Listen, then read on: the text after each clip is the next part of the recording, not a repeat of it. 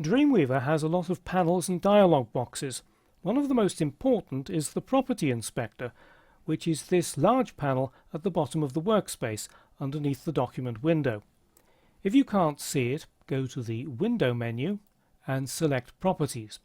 There's also a keyboard shortcut, Control F3 on Windows, Command F3 on a Mac. And if you use that keyboard shortcut, it'll toggle the Property Inspector closed and open again.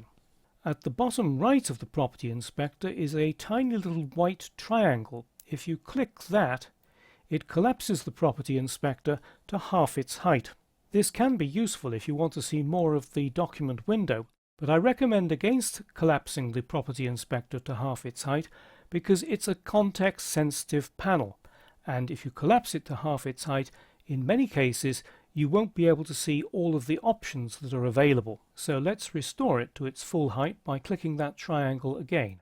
A useful tip, by the way, if you want to see more of the document window, a quick way to do so is to press F4, and that hides all of the panels. And if you press F4 again, it brings them all back.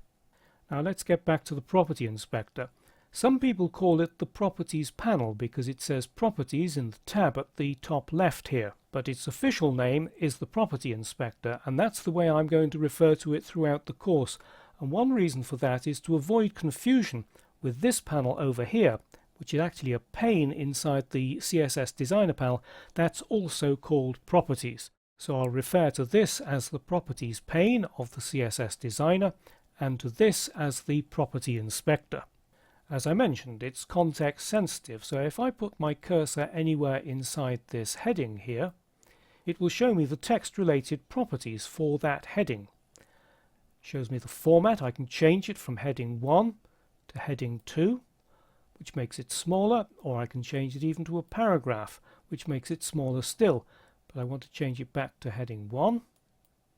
And then if I scroll down the page and select one of these images, it will show me completely different properties.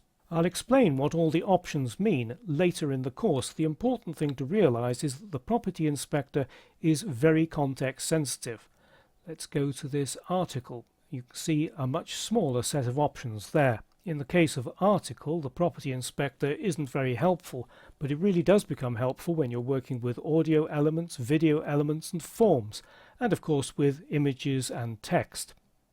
So the Property Inspector, its purpose is to give you quick access to the most frequently used attributes of HTML elements.